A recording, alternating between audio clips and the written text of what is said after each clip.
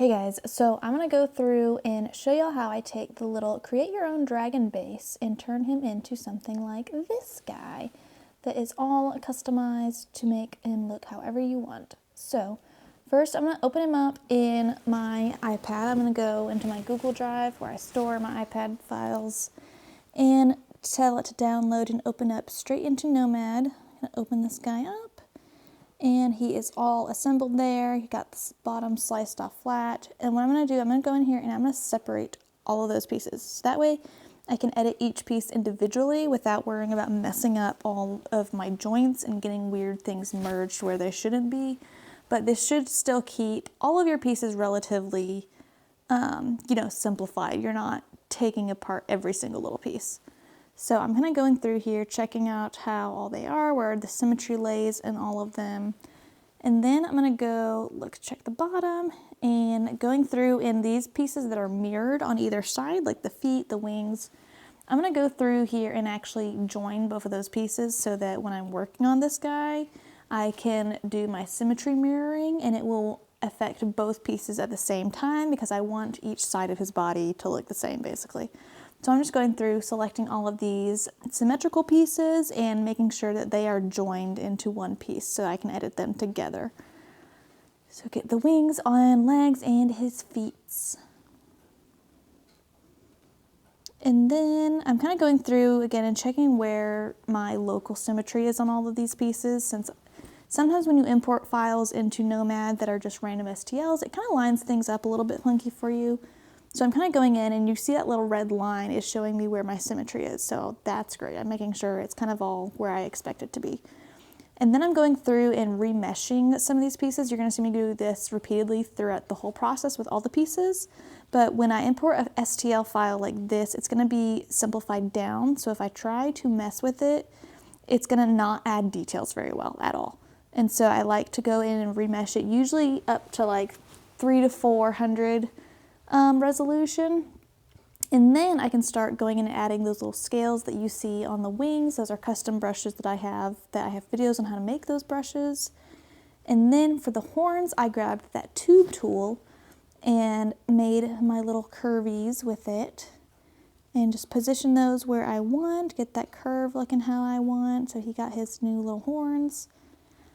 And then again, you're seeing me remesh that head so I can sculpt in there smoothly without it getting all chunky and pixely.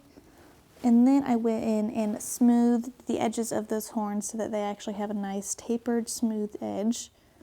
And then making sure that those horns are not poking out into basically the cavity where my links are going to go into. So you always want to kind of go in and check those parts and make sure that those horns are not then going down into your links and fusing into your links, so that way your head's not going to move, right?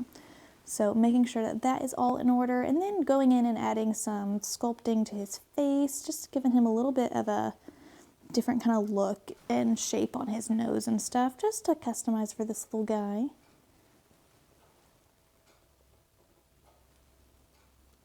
And then going in adding some scales. This texture that I grabbed here is actually a texture that is one of the ones that comes in Nomad Sculpt right now. If you download it, it'll be in your alphas. And so you can kind of go in there and find some textures that work. See, this looks really nice for scales, even though it was not specifically designed for that. So go in there and look at the alphas that are already imported in there and kind of play around with those different options for your brushes and stuff.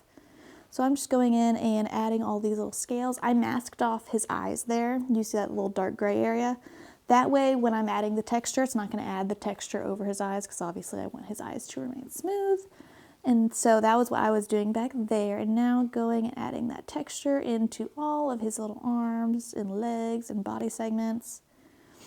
And you see me grabbing a couple different brushes here and there to kind of add varying different scales places. And then, pulling and grabbing at his elbows and stuff to adding in these little spiky areas just to kind of give him a little more character, in addition to his scales and all that, changing his silhouette a little.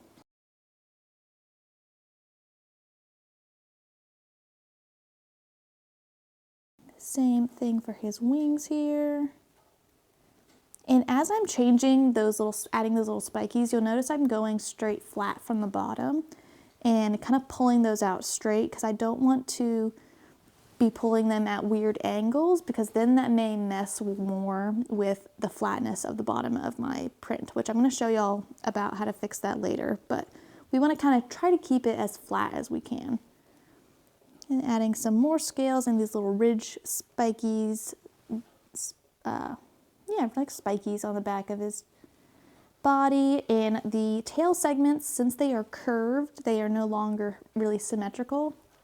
But since these are not like hard, really intricate pieces, I don't mind those not being perfectly symmetrical. So I'm just going in here and adding scales more manually on either side.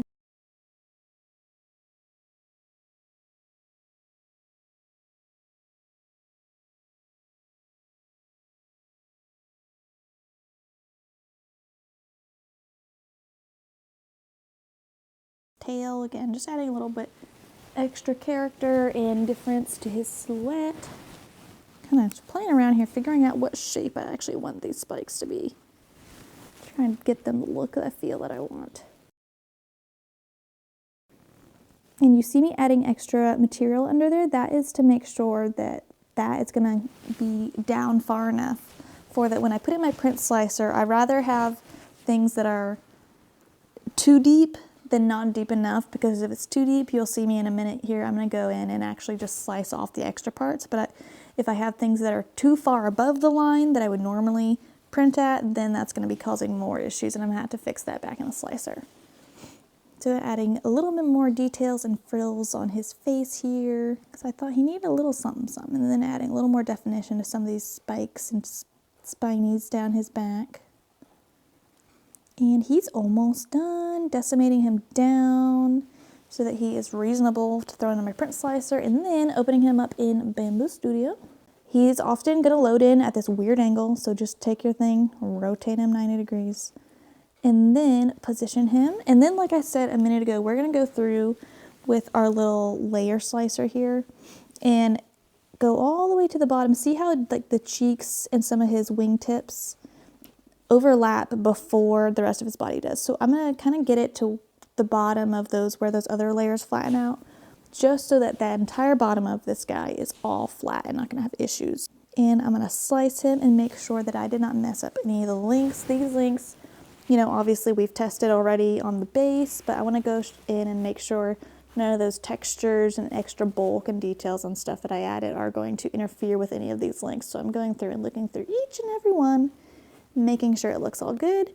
And that is him. That sent him off to print. So hopefully this was helpful for y'all and kind of gives you a better idea of how to jump in here and kind of play with this little create your own dragon model that I put out here, and give y'all a chance to experiment with your 3D sculpting programs and make something fun for yourself. So I hope y'all have a good one, and I'll talk to you later. Bye.